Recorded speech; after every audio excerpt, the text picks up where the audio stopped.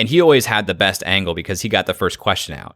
And so if you're not getting the first question, then you have to learn how to ask interesting and unique questions to make good stories that aren't already being written. So if I'm a sophomore journalism student at Ohio State, I might get my question answered in the first 5 questions if I'm good and I got better.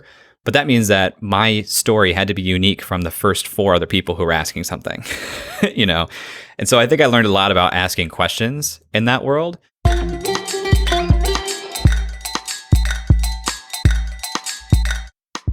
Podcast Junkies episode 204. Welcome back. I'm your host, Harry Duran. In case you're new to the show, this is the one where I interview all those fun podcast luminaries, podcast hosts, people doing amazing things in the podcasting space. Last week, I had a great conversation with Greg Stanley, host of Learn From Others and the Car Collector podcast. I love what he's doing, educating students who are wondering about what their career choice might be. And so it was really fun to talk about some of the things that I had done in the past and where I thought my life would go and how that's changed. This week I speak to Jay Clouse. He's not only a host, he's an entrepreneur, author, and founder of Unreal Collective, a community aimed at helping founders and freelancers achieve their business goals. We delve a little into Jay's educational background and his current career ventures. And also, I was curious about Upside's path to profitability, so we talk a little bit about that and sponsorship. So, geeking out about all things podcasting. This episode is brought to you by Focusrite, and specifically the Scarlett 2i2, which is my go-to sound card. And now it's even better. There's a 3G version. This sound card is so clean, and it's my go-to recommendation for new clients. Even if you have a microphone that has a USB output and you're tempted to just go directly into your laptop, I can't recommend highly enough how much better your voice will sound once you're routing it through the clean preamps of the 2i2. And this 3G version is a thing of beauty. As always, you're able to monitor your sound directly from the Scarlett. And there's even a solo version if you don't need both channels. I typically use the 2i2, but I've had some clients set up the solo and they're just as happy with it. It's just the one channel in, and it's a really compact unit. So nothing but good things to say about the Scarlett 2i2.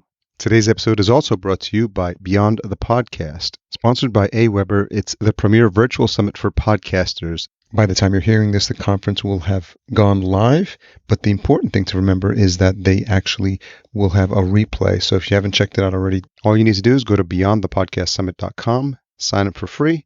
When it comes to simple email marketing solutions, AWeber is definitely one of the market leaders for entrepreneurs and small businesses. Make sure you stay to the end of the episode to hear this week's retention hashtag. But now let's get into this conversation with Jay. So Jay Clouse, host of Upside, thanks for joining us on Podcast Junkies today. For sure. Being on the podcast about podcasts, I feel like I made it. Yeah, you can't get any more meta than that, right? That's right. Yeah, and I was like, well, there's already podcasts out there that cover this, so who am I to I was an unknown, I didn't know anyone in the world of podcasting, and now 5 years later, it's been an amazing journey.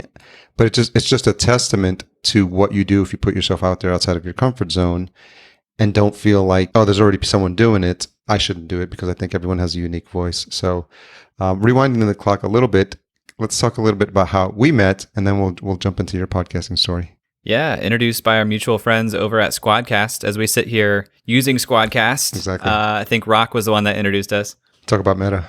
Yeah, everything about this is very insular. Yeah, I got introduced by Rock. I met Rock because I was introduced to him from Esprit at South by Southwest this past year. At she had a session about podcasting. And I don't even know what happened. Somehow she ended up at a dinner that I put together, even though we didn't talk at her session. She ended up at dinner, and I said, I was at your session. And somehow we got on the topic of tools and equipment, and she said, you got to meet the guys from Squadcast. And so all the way here now to Harry Duran. Yeah, Spree's been on Podcast Junkies as well before. So and Rock and Zach were on recently. So both past guests, we'll make sure we include those episodes in the show notes. The show notes are just episodes to other episodes of Podcast Junkies. It's like a rabbit. It's like Inception. Yeah, because I always joke sometimes when I've got like folks who've been doing it for a while, or where we have a lot of mutual friends, we call it the podcaster drinking game. Like every time you mention the name of another podcaster, if you're listening, oh, that's fine. If you recognize them, you just got to do a shot or something. You need a bingo card for that. Yeah, that would be a Podcast Junkies bingo. I should do that one. Podcast Junkies bingo would be good. So Talk a little bit about the origin story for your show. What was the inspiration? Totally. So our show is called Upside. It's a podcast about startups outside of Silicon Valley and specifically startup investing, not in Silicon Valley. It started because I'm in Columbus, Ohio, which is smack dab, in the middle of the country. Not what people think about when they think about startup ecosystems necessarily, but there's a lot of momentum and increased pace here in Columbus. And I saw that from investors on the West Coast reaching out to me saying, we're coming to Ohio. We want to meet some of the companies. Can you introduce us? And my first thought was, of course, I'm going to introduce you to my friends. They're all my friends. My second thought was, man, how do I capture some value on that if I'm introducing these two parties who are going to exchange a lot of capital potentially? How can I get in on that? And I started thinking about creating a small fund myself. And so I reached out to my buddy Eric Hornung, who's my co-host on Upside. He's much more financially minded than me. I am sort of your typical just startup guy. Reached out to Eric and said, hey, I'm thinking about starting a fund. I don't know anything about finance. What do you think? He mailed me a book called Angel by Jason Calacanis, one of the most successful angel investors on the planet in history. And in that book, he lays out this 3-step process for evaluating an angel investment. In that 3-step process, the first step is research, doing independent research on the companies you're about to talk to, interviewing the founder for some amount of time, and then doing what he called a deal memo, basically saying, what did I think about that opportunity, to crystallize your thinking. Over time, if you look back 12 months ago at the deal memo you did, and you look at how the company is doing, were your assumptions correct? So Eric and I thought, okay, 1, raising a fund is going to be really hard. 2, let's pretend we have a fund and interview founders as if we were angel investors on a podcast, and we'll make the format of that podcast that 3-step process that Jason Calacanis laid out. Now, we didn't tell founders that we actually had a fund, but we were playing the role of angel investor on the podcast, asking the same questions an angel investor would about traction and metrics and things like that. And we just thought that would work and it'd be interesting. And we started doing that, recording late 2017, launched our first episodes in May of 2018. So we kind of bankrolled some inventory, and we've been doing it now for a year and a half. And so who did you have in mind specifically when you were looking for those first guests? Was it just like word of mouth, friends and family, or did you have people actually in mind for the show? Well, we didn't know exactly what types of companies we would talk to, and I was lucky to have some pretty good connections of interesting companies here in Columbus. And what we learned very quickly was if you talk to a founder who's kind of in the thick of it, figuring stuff out, not any different than being a podcaster, the other founders who are in the thick of it, figuring stuff out. And so after we got a couple of guys from Columbus to take a leap on us and follow along with our format, we turn off the mics and we say, hey, who else should we be talking to? And they would say, you got to talk to this person, this person, this person. And over time, we got much more targeted about diversity in every sense of the word, starting with geographic diversity. We would say, we don't have anybody in Cleveland yet. Who should we talk to in Cleveland? Who should we talk to in Des Moines? Who should we talk to in Jackson Hole, Wyoming as a founder that we found? And most of it was just led by asking other founders or other people in the ecosystems around there. And had you done interviews before? So where'd you get that training, and how did that progress as the show started? Good question. No, I hadn't really done interviews. I spent some time in the journalism college at Ohio State and did a lot of interviewing for the purpose of writing stories. And what I really learned from that, there was this guy, Tim May. He's a reporter for the Columbus Dispatch, which is like the major news organization here in Columbus. He's a sports reporter. And I covered the football team for a semester when I was in college. And what always blew my mind about Tim May was he always got the first question in. And it wasn't because he had the most respect necessarily. He did, but that wasn't why he got the first question. There was no meritocracy to it. It was just who had their question heard first by the person at the podium. And his timing was incredible. Like, he would know exactly when to start speaking to be the first person heard and the first person answered. And he always had the best spin on the best story. Like, all of us in that room had some ideas of what story we were going to write, but no one wanted to write the same story. And he always had the best angle because he got the first question out. And so if you're not getting the first question, then you have to learn how to ask interesting and unique questions to make good stories that aren't already being written. So if I'm a sophomore journalism student at Ohio State, I might get my question answered in the first 5 questions if I'm good and I got better. But that means that my story had to be unique from the first 4 other people who were asking something, you know? Mm-hmm. And so I think I learned a lot about asking questions in that world. And it also got me over being a 20-year-old who grew up in Ohio. You kind of deify the football players and the coaches at Ohio State, right? And suddenly being in front of that person with a recorder in their face, asking them questions, you have to lose that level of being starstruck pretty quickly and realize that people are just people and you have to talk to them as people. And so I would credit most of my interviewing practice and skill to that period of time. But even then, you know, Eric and I, when we started the show, we had 2 episodes we recorded that will never see the light of day because they were a train wreck. You have to, especially having a co-host, you really have to figure out what chemistry looks like and how you guys bounce off of each other. And that took some time.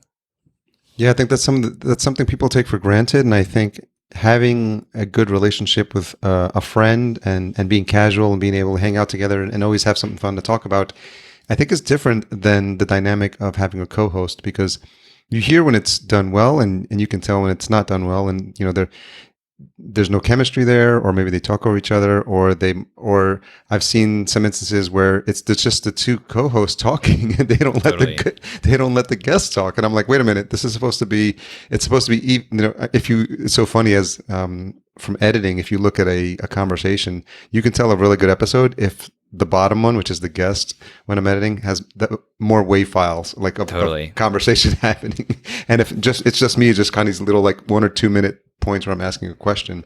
Totally. So I don't know if you've noticed that as well. Yeah, I mean, I'm kind of a student of interviewing at this point, and the interviewers that I hate are the ones that talk so much. It's like, I get you every episode. I get a little bit of you every episode, which means over time I have a lot of you. I don't need more of you when I only get one shot of this guest.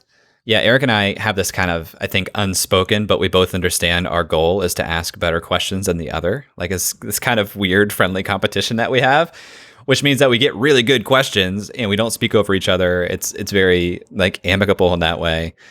Something about co-hosts that's also interesting when I listen to shows. Sometimes they can be great interviewers and they can have great chemistry, but they have like the same sounding voice, which is so hard as a listener. Invisibilia by NPR is one of those shows where I'm just like, who am I hearing from right now? I love the show, but like I have no idea which person I'm hearing from at any point. It's it's so funny because it's, especially when you talk about the NPR style shows, it's that Saturday Night Live skit comes to mind. Oh my gosh, yes. I'm Sarah Koenig. Exactly. Yeah, it's that same monotone voice, and it's almost like that's what they're trained to do and how to tell stories. For sure. Were you a fan of Serial? I listen to Serial, and I like Serial.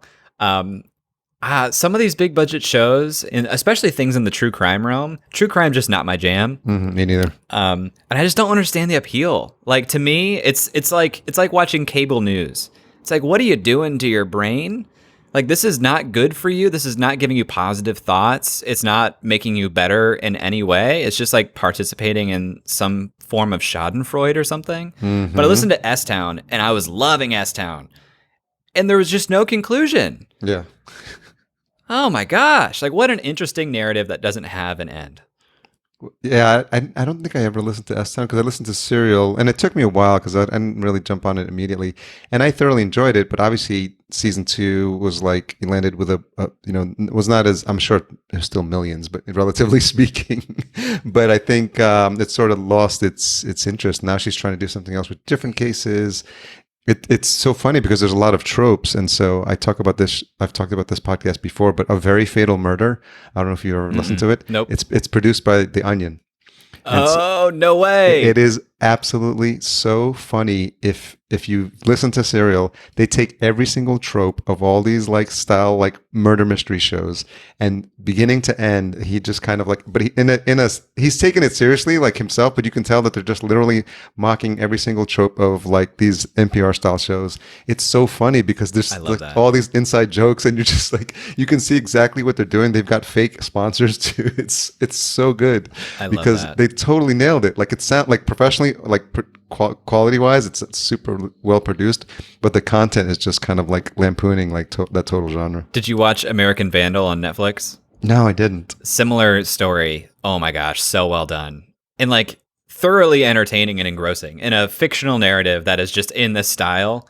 Oh my gosh, so good. So yeah, I definitely like satirical murder mysteries more than I like actual murder mysteries. You're gonna love that. And I think they might have a season 2 out now. So it's been years. If you've listened to it and you've got some bones to pick with that style, then the fact that they just lampooned it perfectly is going to be awesome. I love that. We had a guest on our show who was, he has a podcast hosting an analytics platform called Backtracks. Okay. And at the end of that interview, which went on super long, we typically talk to startup founders, and he was a startup founder that fits our thesis, like pre-Series A. He's in Austin, Texas. But we had so many thoughts just on podcasting generally. And his theory, he thinks there's going to be some like super networks for entertainers, because entertainers can move into the space so easily and bring an audience and bring like notoriety. But his theory is there's going to be a lot of types of shows that are almost reverting back to old school radio. We have all these entertainers who recognize their name and their voice, and they're doing essentially non-visual narrative shows, where they're playing parts, just like old school radio. And I heard that, I'm like, oh, I would listen to that. And it's just crazy how that has come totally full circle to like where we started with radio, if that actually happens. Well, there are shows like that, like full blown dramas, like nonfiction dramas. I mean, fiction dramas that are with like a cast and everything like that. Panoply, when they were still producing content, had a partnership with GM where this is like an 8-part series, and it's amazing because you're just sucked into like the story. And it's almost like watching like a Netflix show, but it's all audio, and it's really well done. And so that was one of them. I'll have to get the name for it, and then I'll shoot you a link for that. There's been a couple that do it really well, and they require like casts. And now like Julia Roberts was like on one of the podcasts. I don't know if it was Lore or it's one of the podcasts that went mainstream. There's so many now I can't even keep track with all these podcasts landing deals, but it's an interesting the genre is like changing so much. There's no one, you can't say podcasting is one thing anymore. Yeah, totally. So I mean, and when Anchor got bought, right, by Spotify, the question was, is the bet by Spotify that podcasting is like YouTube with a bunch of independent creators with a bunch of like things their way, or is it going to be more like Netflix where it's high production, like super well thought out? I don't know where that lies. Like, it'd be a bummer if it goes the Netflix style, because a lot of indie creators are going to be kind of left out. But at the same time, as an indie creator, it gets harder all the time to compete with these big budget shows. Yeah. So I don't know. What do you think about that? I don't know that there is I mean, there is obviously a competition in terms of like, what Edison Research calls like the share of ear, or however they want to position. Yeah. And like, there's only a certain amount of time. And I know even now, because we produce shows with our company, like I sometimes I'm listening to client shows. And so like my time, to listen to podcasts has dropped so much. And so it's very rare. I mean, I tend to stay more now with just podcasts around the industry. So listen to Pod News, occasionally Libsyn's podcast, just to see what's going on. And just kind of, I'm more interested in keeping tabs on what's happening in the industry. And that's why I go to the podcasting conferences to keep up with that. But just for entertainment value, it's getting harder and harder. So yeah, to that point, I think there's a limited bandwidth, but there's also just this influx of new listeners that are coming in. And then this idea of just niching down, like having super, super, super niche podcasts, not just like, a podcast about photography, but just one that's specifically for a recent client we launched is Photo Business Help, like helping photographers who want to launch a photography business, like, and then calling it something that's specific to that. So because it's nice to have like a cute and funny, like an interesting name, but if people aren't looking for that specific topic, it's going to kind of be harder for people to find the show. So I think for new podcasters, just this idea of niching down and speaking to a very, very specific audience, you won't get the tens of thousands of listeners, but the people who do listen, I think, are going to be your super fans. It's going to be really hard as an indie creator to really break as an entertainment podcast as opposed to education. Like just as quickly as big budgets and big names can move into that space, it's just so hard to compete for that ear share. Because if you're an entertaining podcast, not only are you competing with Armchair Expert and Conan O'Brien and WTF, you're competing with Netflix. Mm-hmm. You're competing with anything else people are using to fill their time with just entertaining content. The Ringer, like it's just so hard to compete in that space. So I love the trend of niching down from like a specific type of information you're providing people. I'm really interested in seeing more like super short form podcasts, like less than 10 minutes. Yeah. And on one hand, you're kind of like, well, what can you actually get out of that? And I think you can pack like some really high value short things that are weekly or maybe even daily. But if you're trying to like get a slice of that attention from people, the shorter your show, the easier it is for them to stomach. Like you see, the Daily kind of started this, and now you have the Journal from the Wall Street Journal. Yep. Our show is long form interviews with startup founders. There's probably space for super short form, very direct pitch style interviews with founders that don't get into the details, but like just get the pitch. And if I'm a significant portion of our audience is venture capitalists, and if I can listen to a show once a day or twice a week that is giving me a pitch of a couple of companies that I trust this podcast host to have vetted a little bit to be interesting, I'd fit that in my schedule. Heck, I'd fit it in my walk, my drive, whatever it is. It's easy to do. Yeah, I had a past guest on Brian McCullough, episode 190, and he's got his podcast is the Tech Meme Ride Home podcast. Yeah. We were just looking at that actually. I just became aware of that. He's it's a really interesting story because he's basically taken the ride home as a brand, and I think now I just read that he's doing another partnership because the idea is like instead of delivering it early in the morning like a lot of the daily shows do, his was like you would on your commute back home, and it's short. It's about 10 to 12 minutes. So again, it's almost like this subgenre of under 15-minute podcasts. And he would develop the partnership with the Tech Meme website, and as such, he didn't have to originate the content. They were already originating stories, daily stories all the time. So he partnered with them as their podcast arm, and now his podcast called Tech Meme Ride Home. But he sort of licensed that whole ride home concept, and now he can take that with other shows or other brands or other websites that are producing daily content. Think about all these different genres, not just technology, but every single industry you can think of. There's probably a handful of sites that produce the daily news for like real estate, for insurance, like whatever it is. Yeah. And if he could align and create a company that could say, okay, we'll take your daily and we'll create your ride home version of it. So he's doing some really interesting stuff. And then also previous guest, Erica Mandy, host of The Newsworthy, does a short show. Hers is about 10 to 12 minutes again. And she's got like a dozen years in journalism experience. She was on CNN. And so she knows like how to get stories and how to tell them in a short period of time. So she's had a lot of success with that show. So as much as you live in the world of podcasting, Harry, what have you lost some enjoyment over it? Be honest. No, I don't think so. I think, even just these moments of like these conversations, I had one previously today. So this is my second one today. And it takes a couple of minutes for me to settle in and just get comfortable, like relaxing, because I'm building my business. So I'm always kind of stressed out about that. And there was some travel going on, and I was at Podcast Movement for the 6th year in a row. And that's sort of like a whirlwind of energy. But I think appreciating these moments to kind of dig in and talk to new friends, talk to new podcasters, it helps me like maintain my enthusiasm and energy for what's happening, but also talk about, because there's always new things happening. And as much as I do have my finger on the pulse, there's always like little things that I'm learning of, because there's no possible way I can even keep up with every type of genre of podcast. I mean, we're at 700,000 plus now in Apple Podcasts alone. So the rate at which they're being produced is just crazy to even think you can stay on top of. So just these are like my ways to talk with folks in the space. I really enjoyed this moment, and I think that enthusiasm comes through for my listeners, because they like sort of this peek behind the curtain of all the different flavors. So you have new people listening. So yeah, I think just the short answer is like I still am excited about it, because it's been so fun to see what's going on and just expanding my network. This is something I talk to clients about, just the idea of like, if you wanted to grow your network in a specific niche, like start a podcast. There's no better way. Yeah. You pick 20 people in your industry and say, I had a friend who was like an engineer and he wanted to get a new engineering job. I'm like, create a podcast called Rockstar Engineers and interview 20 of your favorite your peers or people you admire in the space. Yeah. And I said, look, you can get 0 downloads to the podcast. That's not why you're doing it.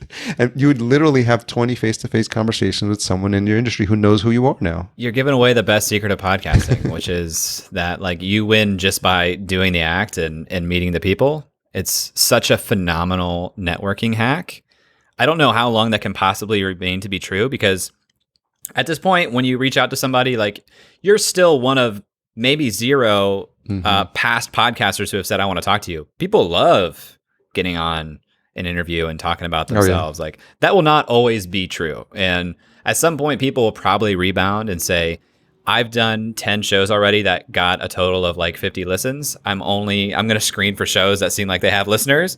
But I don't think we're at that point yet, thankfully, for podcasters starting out.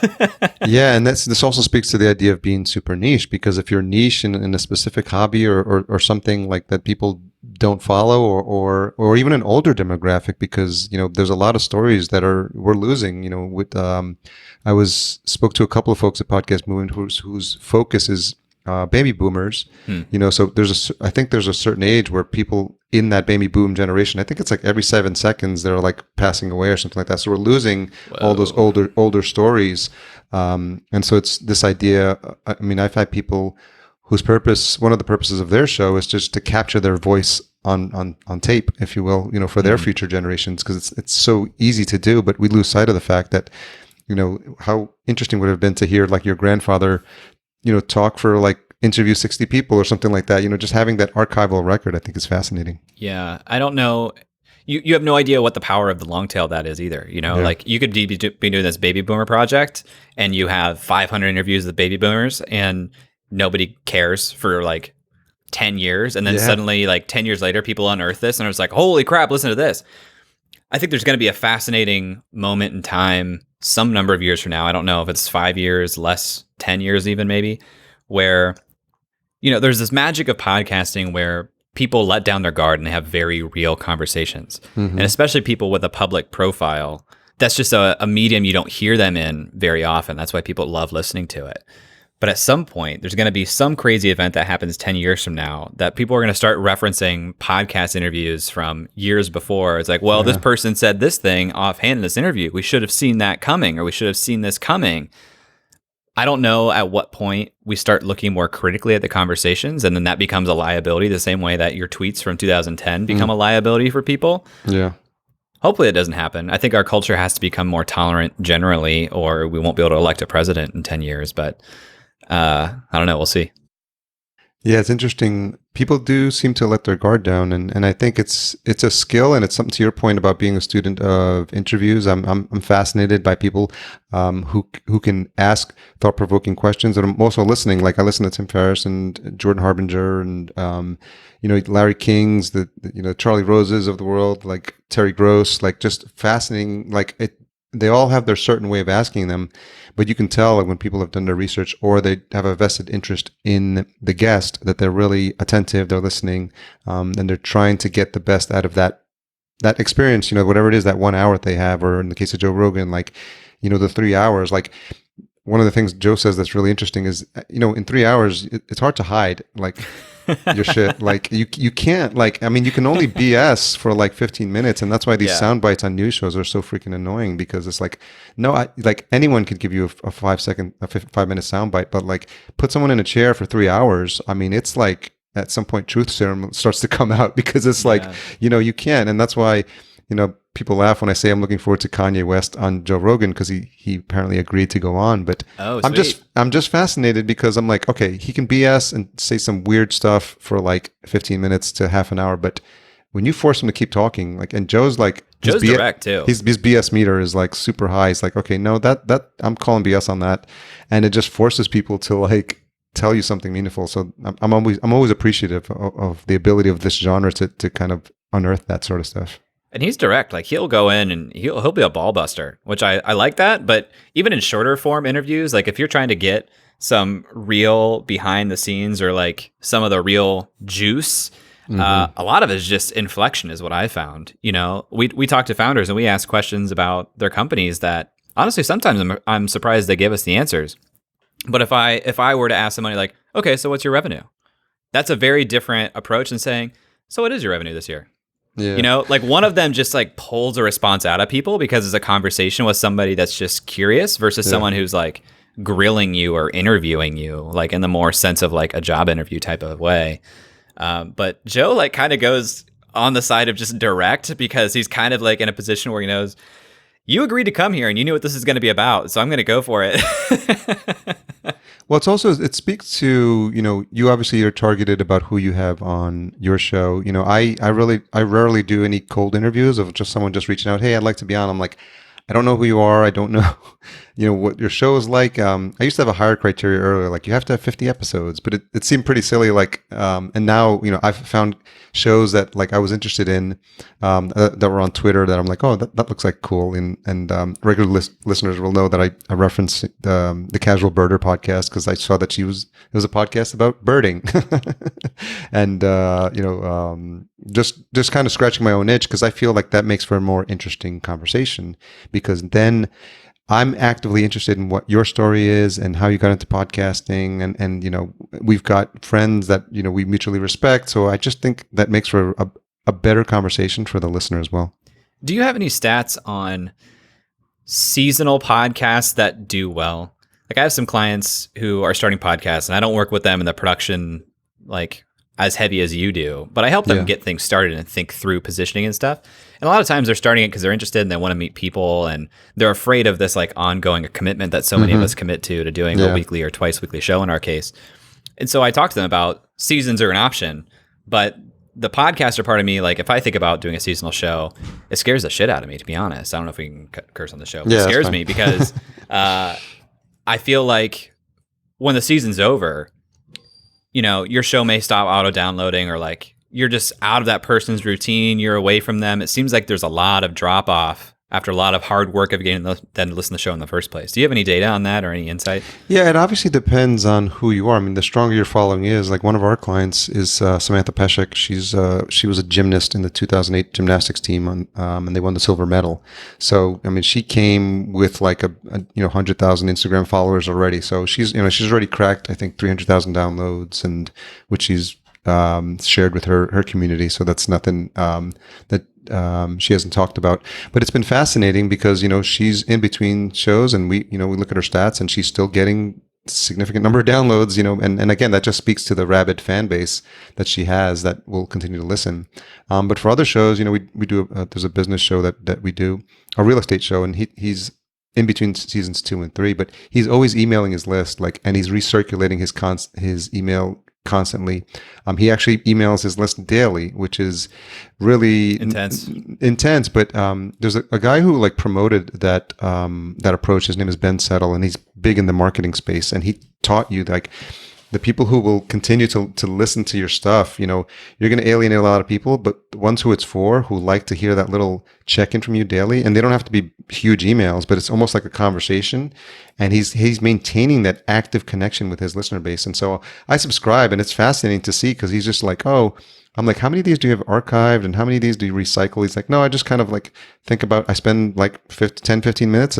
I block it out in a day and then I tell people hey, here's a podcast. And something that he says, which is interesting in his emails, he's the podcast is free. He literally reminds people that, and we take that for granted. We're like, oh, everybody knows. But when we're in this world, it's so insular sometimes, all the little things that we assume that about podcasts that we know to be true as podcasters, our older generations, our parents, people who are not tech savvy, they don't know. They might think they have to pay for this sort of stuff. So just kind of as a podcaster, just always being as inclusive as possible in your language, I think is important. Totally agree with that. Now, so I was going to ask you, so you talked a little bit about your journalism background. So I'm wondering what else you studied, and the reason career is top of mind is because someone who's going to be on an episode that's coming out, Greg Stanley, he's got a Learn from Others podcast, and he talks to people about their trajectory and how they ended up where they are. And it's always this curve. He said maybe there was 1 or 2 people out of 80 plus episodes where it was a direct line, I'm going to be this, and this is what I end up doing. So I'm wondering if you, in terms of your career trajectory, what you thought you were going to be doing, how that's different than what you're doing now. Totally. I had no idea what I was going to be doing. And there was a girl I went to school with, literally middle school, in 8th, maybe it was even 6th grade. She said, I'm going to be a lawyer. and just recently like graduated law school. Oh, wow. And I don't know if that is the most like amazing, laudable thing or the most closed-minded thing I've ever heard. Mm-hmm. You know what I mean? I had no idea what I wanted to do. And I think for most 18-year-olds going into college, like it's unbelievably realistic to expect that they would know, like, because you can only choose from your experience set and what you already know. And as an 18-year-old, you're going to have a very limited view of the world, which is probably just inherited from your parents and immediate like close family friends. So I started undecided, went to journalism because I like to write, then realized that there wasn't much of a future in print journalism, and there wasn't really much going on in the podcasting game at the time. Didn't even realize this could be like a version of journalism. Got into business because of an entrepreneurship club at Ohio State. Loved it. Had no idea that you had the permission to make stuff on your own and sell things and not take, quote unquote, the path. And just started doing internships with small companies. And then graduated with a degree in marketing just because it was the only business degree I could get and still get out in 4 years by the time I'd screwed around and switched things several times. And immediately went to work with a startup even before I graduated full-time. I was the first full-time hire. And we went through an accelerator. We raised a round of seed funding, and that company was acquired in 2015. From there, I went to a very venture-backed startup here in Columbus, Ohio, worked there for a year, and ultimately just missed being my own boss. So started freelancing, and then this podcast kind of put me right back into the world of venture and investment type startups. And so now I find myself with like this hard split in my brain between the very startup venture minded part of myself and also this artist and creator over here, which is like this split in my brain that I fight literally every day. But I had no expectation that I'd be doing things like teaching. I do courses on LinkedIn Learning and now independently, but doing coursework and writing every day and creating content, like that was not even close to an idea. And so how do you think about like what it is you do in terms of like your career and like what do you tell people now, like when they ask you, like, when they ask you what you do? Depends on the audience. A lot of times I'll say that I'm a writer, or I'll say I run an online accelerator for creators, which is Unreal Collective, my main like full-time focus. But a lot of times I just like throw in a lot of stuff at this point. But it really depends on the audience. If the audience is targeted, I'll either say like, I'm a writer, I'm a podcaster, I help freelancers like make a living. Just depends on the audience. But in reality, I have this real portfolio career where I make a lot of stuff, but I want to make a living on my writing and on my podcasting. Upside is a profitable podcast, which is crazy and amazing. But I'm starting a second podcast and it is not going to be profitable off the bat. And I'm, running my cash flow numbers and seeing like, okay, how many episodes can I afford to do on a monthly basis out of the gate? So it really depends on who I'm talking to because I'm a dabbler. I'm a professional dabbler. Can you talk a little bit about your path to profitability on Upside? Yeah, I mean, and we are not, a 10,000 download show, but because our show is very niche, to your point about niching down, our listeners are a very specific type of person in a specific geography for the most part. And so for us, it was working with sponsors directly that we had relationships with or built relationships with, and just, creating a per episode sponsorship with people who were super aligned to our type of listener. Our first sponsor was Taft Law. They are a law firm representing small business and startup companies in the middle of the country. And then we had a second sponsor, Integrity Power Search, which is a full stack recruiting firm for high growth startups in the middle of the country. And they partner directly with venture capital groups. So for both of those sponsors, a conversion of one client pays off their sponsorship easily, maybe more than once. And so, not only are they a sponsor to the listener, but we follow up with our guests and say, hey, your episode is live. Here's where you can link to it. Here's what you can share. By the way, as a thank you, we're willing to make an introduction to this law firm that we really respect their work, or this high growth recruiting company that we also respect their work. Like, it's value add to have those sponsors, and you can very quickly show ROI with them. And that's valuable to them. So we're able to monetize that effectively. How did those conversations start? Did they reach out to you? You reach out to them, or introductions? Both were surprisingly organic, where Taft, we weren't even looking for sponsors at the time. I ran into a friend of mine who had recently moved into a role at that firm, and it was towards the end of the year. And he said, hey, we should talk sometime. He knew that I represented a lot of, or collaborate with a lot of business owners. He's like, we should talk sometime because next year we're thinking about what we're doing with marketing and we want to get in front of a lot of business owners. And we just like both paused and looked at each other and said, we should talk about the podcast. And similarly, another friend of mine moved into a new position with Integrity Power Search. We had worked together at Crosschecks, this company that I spent a year at. And we were just catching up generally. And he was telling me about the decision to make that move and how they were trying to expand as a firm into more areas in the middle of the country, who exactly their clients were, venture capital firms and growing startup companies. And again, at the same time, we were like, we should talk about this because we are communicating with the same people. So they both happened organically, but it's not to say that you couldn't have gotten to the same outcome and found the same or similar partners very intentionally and proactively. I mean, at the end of the day, even as much as we both had the same idea at the beginning, like we had to prove why it was a good idea and make a proposal to them. And, that's just like any other sponsorship conversation. But we're not pretending that we're going to go through a broker dealer right away and just have like automated ads placed based on our listenership. That's going to get harder and harder. But if you have a niche audience that is of high value to some other sponsor, like there's some real synergy there. Yeah, some of the work we've done with clients is helping them have that discussion with sponsors. And some of our clients actually started a show with a sponsor. So like literally because of their, their following, because of their audience, they were able to easily make a pitch to that. But I think what's important is early podcasters, they think about downloads as their selling point, and it's really the platform. So it's like, what's your visibility on Facebook? What's your visibility on Twitter, Instagram? How big is your email list? How many people are coming to your website? Like, do you speak publicly? Do you have live events? Like all these things in aggregate then become really attractive, especially if you're speaking to that really defined audience in the case of what you guys are doing as well. Yeah. And I mean, like I said, with IPS, for example, even as valuable as being in the episodes themselves, just us being an advocate to the guests that we speak with is really, really great. And we think very intentionally about the creative of the ads too. So with Taft, we scripted out and prepared these 2-minute ads where we were asking legal questions and got a response from some of their partners or attorneys that was useful to the listener, which is like, what more powerful way to show that you would be a good lawyer for somebody than like showing them exactly what you know, right? That's and so smart. It's more interesting to the listener too. A lot of work to pull that together, but worth it.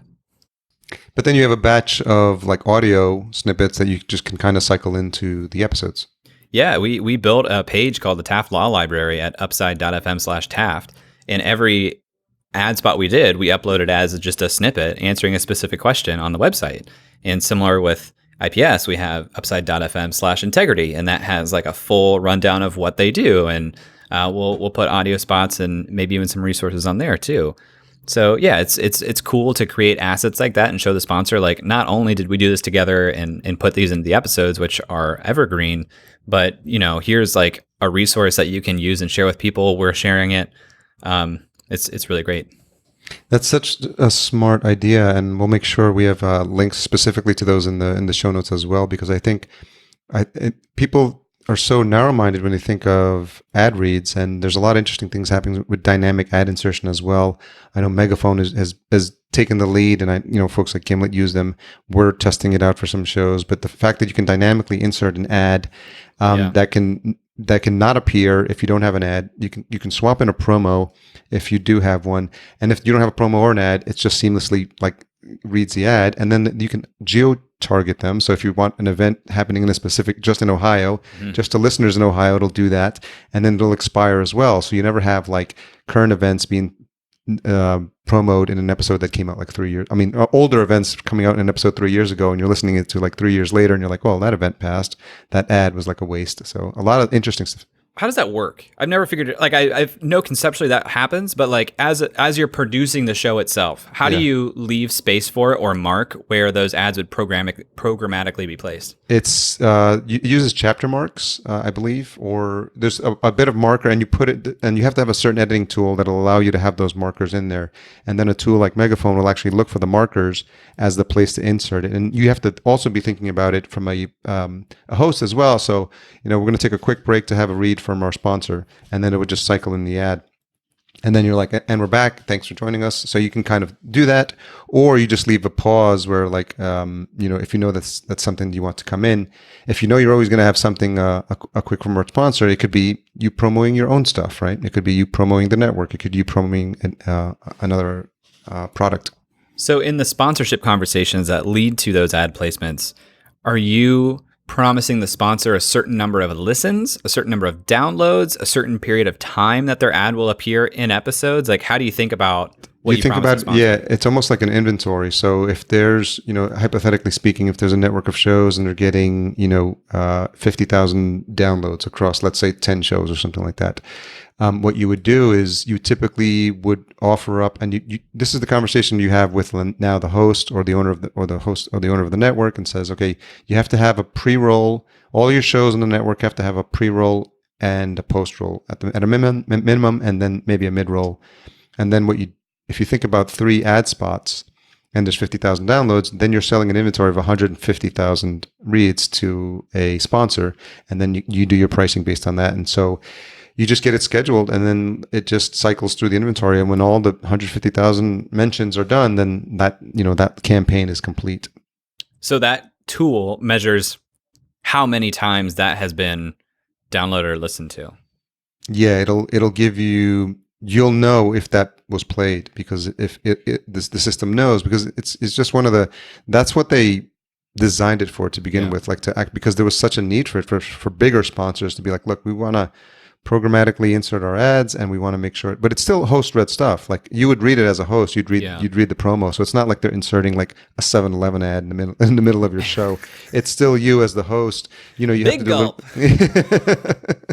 yeah, and some of these tend to come out at the wrong time. And I've heard like some pretty important moments of like an important moment in a conversation where the guest says something meaningful, and then like and then sometimes the host himself jumps in with an ad for like a supplement, and you're like, well, the timing, the time, and I know it's hard because at some point, they're for some of these bigger shows, the sponsors is in fact, paying for the show. So, to your point, so there's a bit of an obligation there, and something that I think about as we started to get more sponsors on our show. Yeah.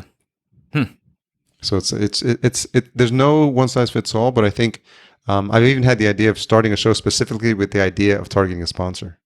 And so if you think about that, and you think about where there's an unserved need or where they're trying to get more visibility, I'm like, you almost reverse engineer and say, who are like the top 20 people in this industry? For example, everyone knows like ZipRecruiter and LinkedIn is are the number 1 and 2 sponsors for podcasts, right? So create a podcast that interviews like the CEOs of staffing companies or something like that. And then if you literally had if you aimed for the top 50 and you were able to get the top 10 to launch with, I'm sure ZipRecruiter would be very interested in advertising on that show. And you could almost command a premium, because it's like, look, you can't get more niche than a specific show that we're developing that speaks to who you want to get in front of. So Interesting. A lot of cool ideas, and obviously as a podcaster, I'm sure you've had no shortage of podcasting ideas. Yeah, but I mean, then you're paying to produce another show. That's true. So when you have a production team, you tend to, and some of the hosting companies, and a Transistor lets you have unlimited shows, which is interesting, because if you just want to like scratch an itch, I had a couple of podcasts that I started after this one. I did it for a couple of weeks, and so I was guilty myself of pod fading because I realized it's hard, and that one was going to be a weekly show as well. So I'll probably restart that pretty soon. So how have you grown as a host from the time you started? Is it something that's noticeable for you? Well, because we pay for production in the time it takes to produce a show and the time it takes to remove ums and ahs and filler words, holy cow, are Eric and I good at not using those words. So good. Outside of that, I mean, you get more comfortable, right? Yeah. And what's great about our show, and honestly, what I love about Squadcast, because for a long time we were using Skype and we tried Zencaster, we're building relationships with these guests and we stay in touch with them literally every month. Like we approach our podfolio, as we call it, as if they are a venture portfolio, and we send them a monthly update. And we communicate with them frequently. We're trying to connect them to other investors and to each other. And so the relationship aspect is important. But at one point, we tried Zencaster, and without having the video there, just did not have the quality of relationship with that person whatsoever. And so now we're just getting better and better at forming relationships with people in a short period of time. But as a host, I don't know. We've done so much work. I'll tell you this, on the production side of making everything behind the scenes much more clean and useful. Like we used to operate out of this super gnarly Google spreadsheet that Eric made that was fantastic. Like for a Google sheet, like amazing how well he built that because we have so many possible segments of our show. Every show has at least an intro, an interview, and an ending. And so we have ad spots between segments 1 and 2 and between 2 and 3. And so now you're thinking about 5 potential segments we may need to have for an episode. But sometimes we'll bring in an insight guest, someone that can be like a third party to what the person was talking about in the interview.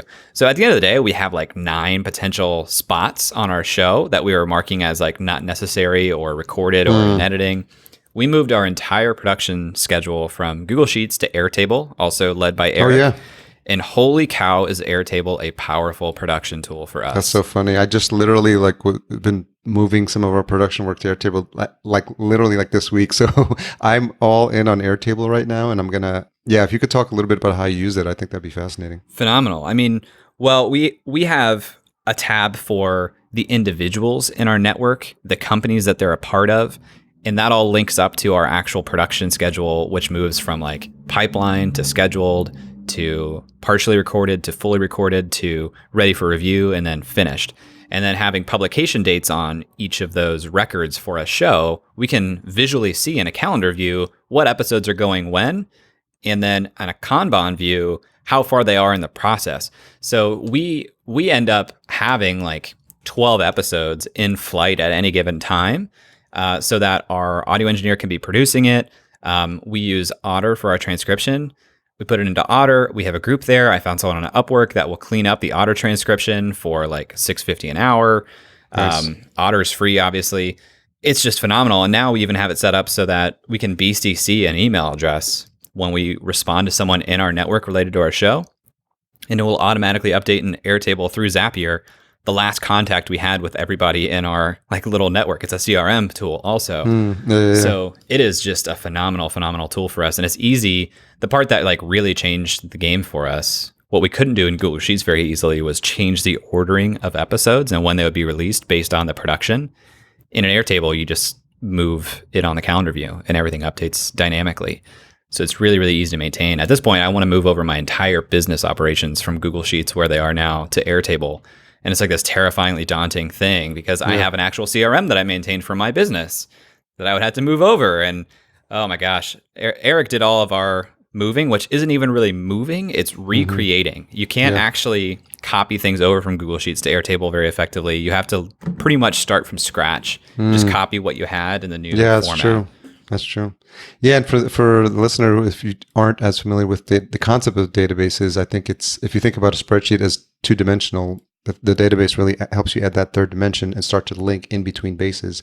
And in a previous life, I geeked out on data. I remember I read a book about databases, and so I literally understand like how one-to-one, one-to-many, many-to-one relationships, and you need to sort of have a little bit of an understanding. Otherwise, you're creating a lot of duplicate fields. And I think the key takeaway for a database is to remember that a piece of data should reside in only one place.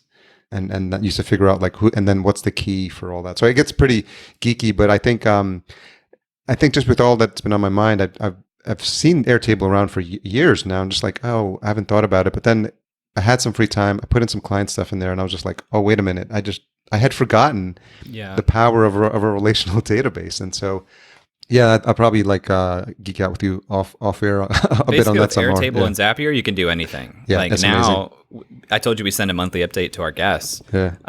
I had to manually remember, like, who did I not put in a MailChimp yet? But now, like, I can zap it in from Airtable into MailChimp, all the fields dynamically in real time. I don't have to maintain it myself. I just worry about getting the monthly update out every month. It's, oh man, what a difference maker. Very cool. We'll make sure we link to Airtable as well. So a couple of questions as we wrap up. What's something you've changed your mind about recently? So because entrepreneurship is hard, I've been thinking a lot about if I were to start over, or if I were to not be an entrepreneur, how would I approach things? And what I've really geeked out on recently is the idea that you can create roles for yourself within companies if you know who to talk to and you can position it in a way that makes sense for them as an investment. And at the end of the day, it just goes back to the idea of apprenticeship. If I didn't do the business that we did and sold, which was like a pretty modest exit, I would tell myself to try to get an apprenticeship with somebody who's operating at a super high level and is super well connected in the industry. I was super closed-minded in that I thought I had to do everything on my own and learn things on my own at the beginning. And I'm realizing now the value of putting in time with somebody who has a ton of experience and not only learning from them, but having access to the relationships they've already built. And then once you want to leave and do your own thing, the value in having their blessing for that, I think is a real superpower and something you can like really compact into a period of 3 years, maybe even 2 years if you do it really well. If you think about Ryan Holiday, one of the guys I really, really look up to, and that's how his career started. He was working with Robert Greene and doing not even just like writing based things, but like basic tasks for Robert Greene. And that like really catapulted his career as a writer. He learned like his process and how he goes about it. And I'm sure a ton of relationships and continued mentorship from him. And I think it's a really great model that not enough people take advantage of, or even taught is something that they could do. Yeah, it's really important. I mention a lot the influence for me of Jim Rohn, and you are the average of the 5 people you spend the most time with. And so kind of like, and you can extrapolate that out to like, if I've heard some people say like, look at your 5 closest friends at how happy they are. That average is happiness is about how happy you are. and they say that with like money and with like connections and all that sort of stuff, but it's just this idea of like building your network in a conscious way. I think it's really interesting. Well, and even just practically speaking, like I told you earlier, my goal is to make a living as a writer and as a podcaster. Like I want to create content and have things live that way. That means you have to spend time writing and podcasting, right? So that's already taken part of your time. And then you also have to afford to be able to have the time to do those things. And so for me, that's been being an entrepreneur and then finding time to write and podcast outside of that. But if I weren't so stubborn, taking a high-paying job and working a hard 9 to 5, I would actually have more time to do these tasks, these ideas, writing and podcasting, than if I was doing what I'm doing now, which is being an entrepreneur. Maybe less flexibility, but more time ultimately and more resources. And I think I've probably been a little bit too close-minded on that, in that like I have to be my own boss, I have to do things my own way to get there. And I don't think that's necessarily true. Yeah, it's interesting. Yeah, there's so many different ways to get the same outcome, and I think, and you're in a great position because you're speaking to so many different people, and especially in the startup community, who have done things against the grain, which is probably how they ended up where they are now. Yeah, I mean, entrepreneurship is a grind. Like, I would be way more comfortable if I had a job and was still like spending the time doing the work in the off hours. I'm not going to change that. Like I have no plans to get a job right now because I am still stubborn, but I'm at least realizing that I'm doing it the hard way.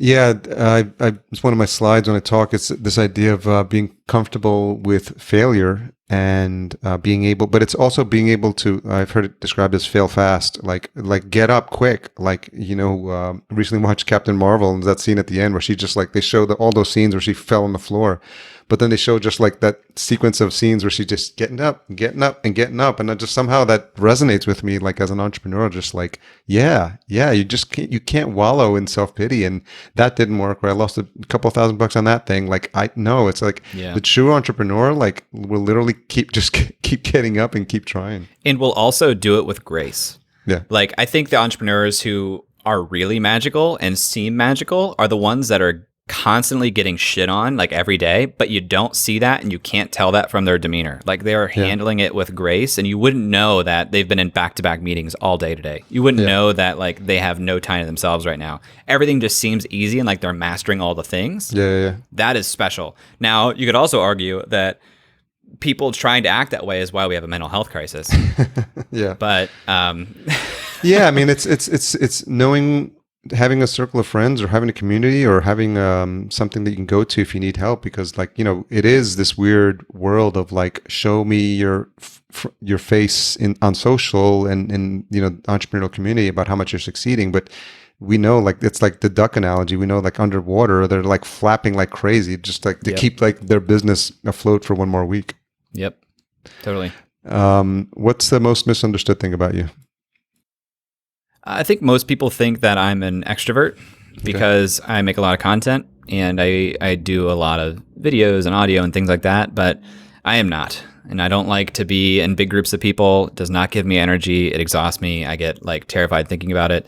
I really just want to spend all of my time in a dark corner writing and interviewing and doing things like this. Well, then you're perfectly fit for being a podcaster. But yeah, it's a common answer to that question, because we're surprised that I keep saying the podcast conferences are like the biggest collection of introverts. Yeah, they're all actually Twitter is the biggest collection of introverts. Yeah, that's true too. Well, Jay, I want to thank you for. I'm glad we were able to work through the scheduling challenges. As a podcaster, I'm sure you can relate. So it's always fun to finally get to talk and get to learn a little bit more. I know we had a brief chat early on when we first met, but again, I appreciate this time because it's a way for me to get to know you a bit more and develop a friendship with you, and which is exactly what we talked about on this episode. So thanks for making the time. For sure. Thanks for having me on, Harry. What's the best place for folks to connect with you?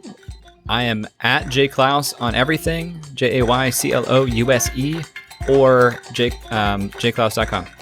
Okay. Yeah, so we'll make sure all those links are in the show notes as well. Obviously, the podcast is Upside.fm. Upside.fm, which is an amazing URL, by the way. Thank you. So that's really, really good. So thanks again. Hope you have a fantastic day. So thanks again to Jay for sharing his story on the show. Don't forget to support our sponsors. A. Weber, host of the Beyond the Podcast Summit and Focusrite, maker of the super clean Scarlett 2i2. In case you made it this far, the retention hashtag is going to be hashtag UpsideJ. You can tag him at JayClouse, JayClouse, and myself at podcast_junkies. Tune in next week for a great reunion with one of my super fans, Patrick Keller, host of the Big Sands podcast. Looking forward to that conversation. It's going to be a lot of fun. Thanks for everything you do to support the show. Talk to you next week.